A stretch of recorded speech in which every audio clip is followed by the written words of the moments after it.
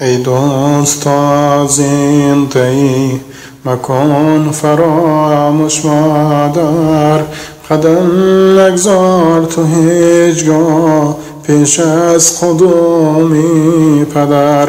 ای دوست از این دی مکن فراموش مادر، قدم نگذار تو هیچگاه پیش از قدومی پدر.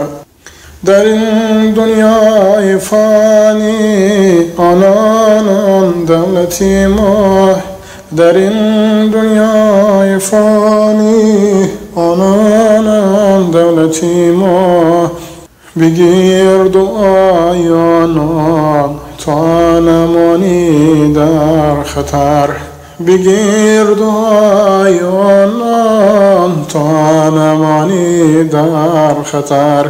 شکرانه گوی توی دوست همیشه بر خداوند، شکرانه گوی توی دوست همیشه بر خداوند.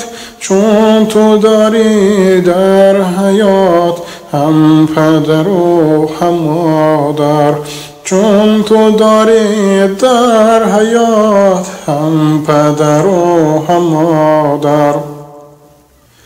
گر شد بیمار والدین غمخواری کن ای برادر، بگیر رضای آنان آخرت گردد بخیر، بگیر رضای آنان آخرت گردد بخیر.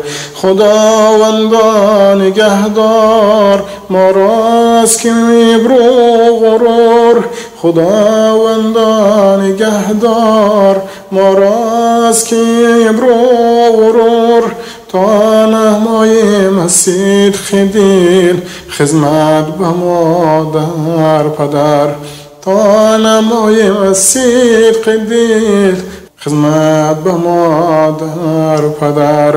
ای دوست از این دی مکن فراموش مادر، قدم نگذار تو هیچگاه پیش از قدومی پدر، قدم نگذار تو هیچگاه پیش از قدومی پدر.